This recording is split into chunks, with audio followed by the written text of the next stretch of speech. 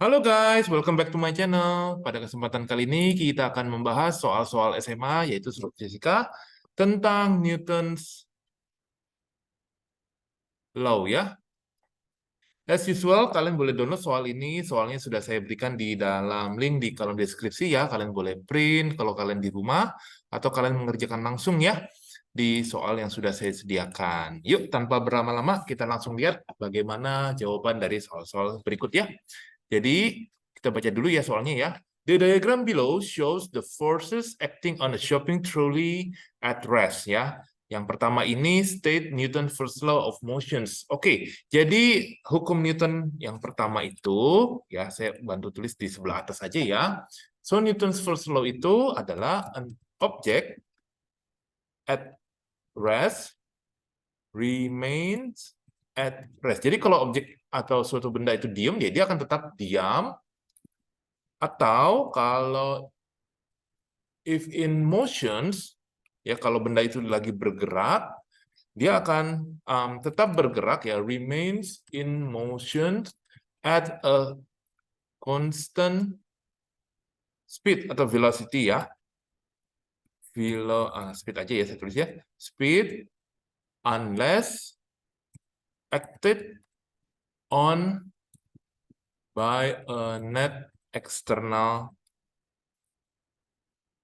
forces ya atau force. Jadi intinya kalau suatu benda itu lagi diam, dia akan tetap diam. Kalau benda itu lagi bergerak dengan kecepatan konstan, dia akan tetap bergerak dengan kecepatan konstan kecuali ada suatu gaya yang bekerja dari atau di benda tersebut seperti itu ya.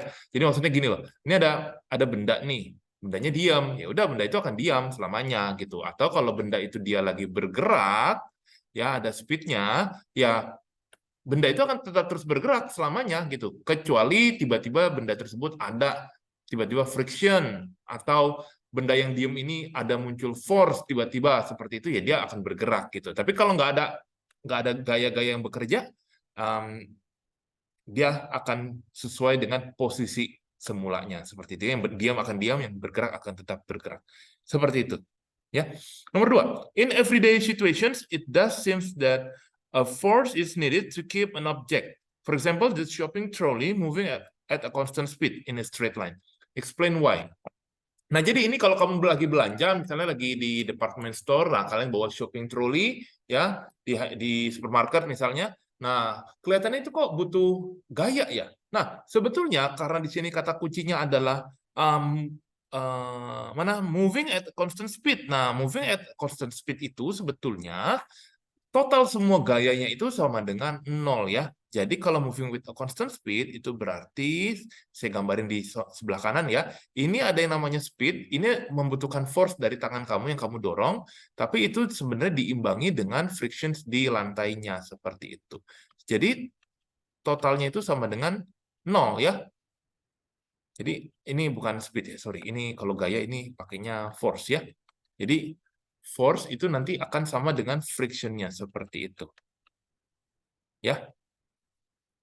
Jadi sebenarnya tidak perlu untuk net force-nya itu hanya butuh 0 gitu ya untuk dia berjalan dengan konstan. Tapi ya yang kamu rasakan sebenarnya kan kamu mendorong shopping cart itu kan shopping trolley-nya dengan force ya Kak. Jadi seolah-olah tuh it does seem that a force is needed to keep an object gitu. Padahal sebenarnya enggak gitu loh.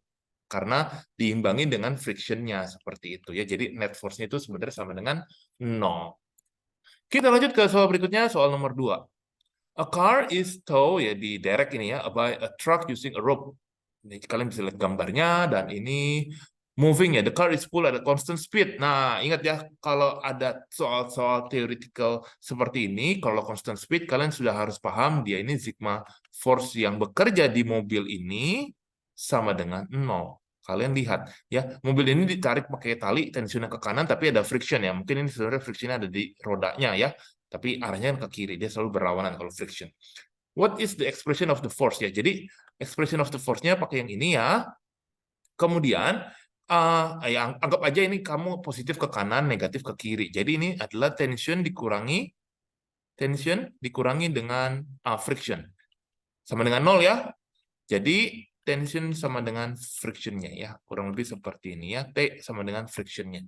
Ini adalah expressions untuk force yang exerted by the truck on the car. Nah, ini tensionnya seperti itu, ya, sama dengan friction. Oke guys, semoga cukup paham ya penjelasannya ya. Kita lanjut ke soal berikutnya, soal nomor 3. A box of mass M is pulled along a floor by a horizontal rope. Nah, oke. The tension T. The box is moved from rest with an average acceleration. Nah, ini sudah ada acceleration, berarti dia nggak constant speed ya pada keadaan ini. Ini akan mengacu ke Newton second law ya. Jadi second Newton law ini ya. Yang rumusnya itu adalah seperti ini. Dia nggak nol karena dia ada acceleration-nya ya. Nah, ini kamu bisa lihat bahwa ini sebenarnya ada friction. What is the expression of the frictional force ya?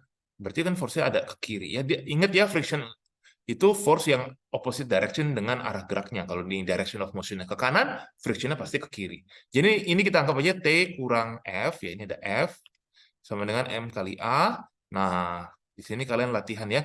Expression frictional force itu berarti yang ditanya adalah F kecil. Ya kalian tinggal putar-putar aja variabelnya seperti ini ya. Jadi ini adalah jawabannya untuk yang nomor 3.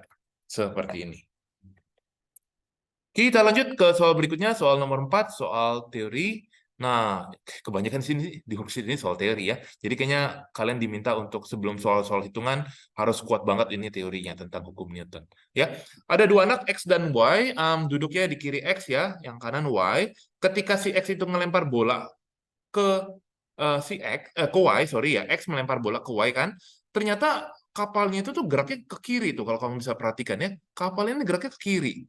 Nah, waktu bolanya ditangkap sama si anak yang Y itu, kapal itu berhenti. Nah, kenapa bisa seperti itu? Dan kalian diminta jelasin dengan menggunakan konsep Newton's Law seperti ini. Saya bantu sambil ini ya, sambil catat ya, jadi kalian bisa baca juga. Child X itu kan exert force to the right on the ball. Now the ball also exerts an opposite force on the child. On the child ini kan garis miring on the boat sebenarnya karena childnya duduk di boat seperti ini ya. So there is unbalanced force on the boat. So the boat accelerate to the left ya. Bisa perhatikan ya. Jadi si child X ini kan dia lempar bola ke kanan. Nah, ini berkaitan dengan hukum keberapa nih guys? Hukum ketiga ya, hukum ketiga Newton. Jadi bolanya ini yang warna merah kan dia ke kanan. Nah, ingat ada yang namanya action dan reaction ya. Itu hukum ketiga ya.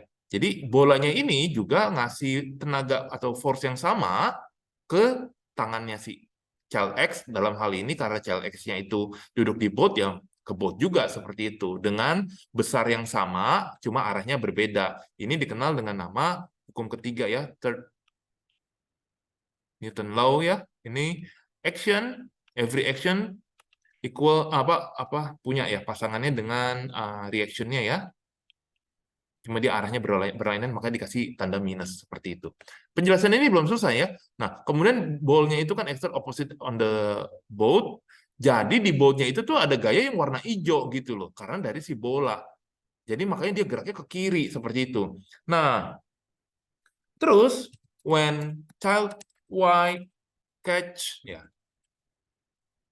the ball, there will be force on the child, aka on the boat, ya, karena si child-nya ini kan duduk di boat, child Y-nya juga duduk di boat, to the right, so the boat will, karena tadi udah makin cepat, sekarang makin pelan jadinya ya, decelerate seperti itu ya.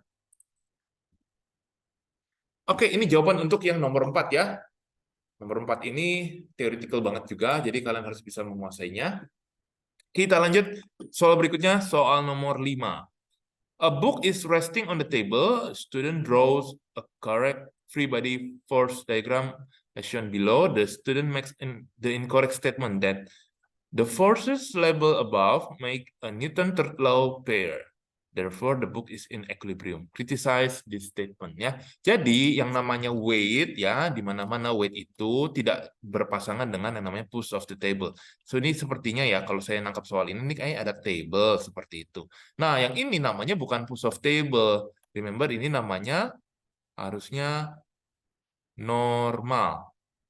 Normal force. Jadi dia bilang kalau menurut saya ya, weight should be in pair with normal force of the book. Normal force itu adalah gaya yang diberikan si meja terhadap bukunya itu sendiri, seperti itu ya. Jadi bukan push of the table. Nah, push of the table ini kayaknya saya nangkapnya ya,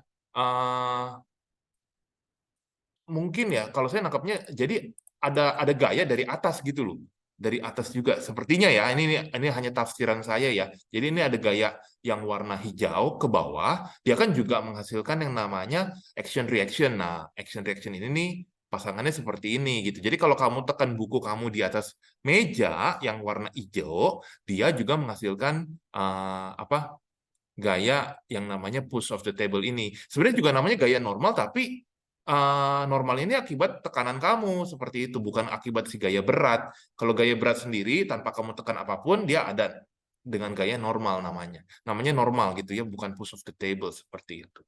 Ya, ini menurut saya ya. Mungkin kalau kalian punya kalimat yang lebih bagus atau point of view lebih bagus yang untuk menjelaskannya, bisa taruh di dalam kolom komentar ya. Oke, kita lanjut ya. Selanjutnya di nomor 6.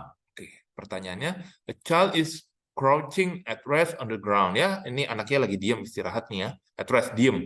Below are free body forces. Kita coba lihat ya. Ini free body diagram, diagramnya untuk child dan di buminya ya. Jadi ini seolah-olah ini juga tafsiran saya, ini anaknya di sini, ini anaknya sebenarnya di sini nih. Nah, anaknya di situ. Ini kalau di zoom seperti ini. Oke. Nah, complete the following table and describing. Oke, kita coba ya. A, gravitational. Body which exert force. Earth, body, the force act on child. B itu gaya apa? B itu jelas normal. Normal reaction ya. Normal reactions itu dari si bumi ke child juga ya. Kalau gaya C itu adalah gaya apa nih? C ini gaya apa di pusat bumi ya? Gravitasi kah? Gravitasional? Oke, ya ini child sama yang ini Earth ya, saya nangkap. Jadi yang C itu sebenarnya adalah gaya gravitasi pasangan yang ini loh, yang ini dengan yang ini. Jadi dia kebalikannya. Kalau ini gravitational, tapi dia kebalikannya child sama Earth seperti itu. Ya, kalau yang A itu kan gravitational, Earth sama child ininya ya. Kamu bisa lihat keterangannya. Di mana gaya itu bisa bekerja ya. Oke. Oh, ada pertanyaannya lagi. Oke, all the forces A, B, C, D equal. Why are forces A and B equal in magnitude? Jadi magnitude itu maksudnya besarnya tuh kenapa bisa sama sih? Gitu. Karena child is at rest. So the forces are balanced. Jadi A dan B itu harus sama gitu loh ya. Jadi kalau misalnya A itu dia gaya tarik gravitasinya itu 10 Newton, anggaplah 100 Newton atau berapapun, B-nya itu harus sama gitu ya. Tidak boleh ada yang lebih besar atau lebih kecil seperti itu. Karena dia kan diam at rest. Nah, B. Why must force B and D be equal in magnitude? B sama D. Ya, ini B sama D ini merupakan, inilah yang merupakan, ingat ya, kalau ditanya dari A, B, C, D ini yang merupakan pasangan hukum ketiga, itu yang B sama D loh ya. B sama D, bukan B sama A atau C sama D, itu salah. B sama D yang betul. Ya, ini karena third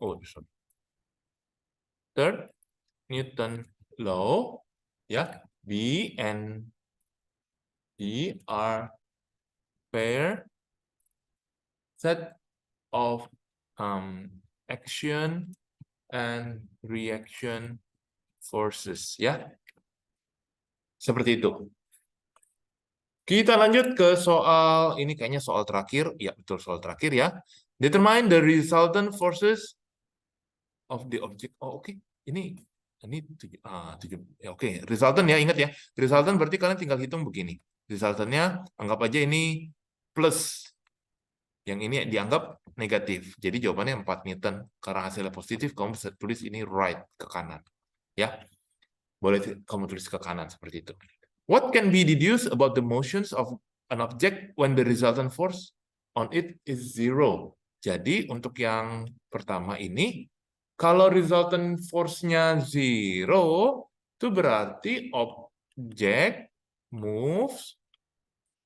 Ingat, kalau resultant zero gimana? With constant speed, ya.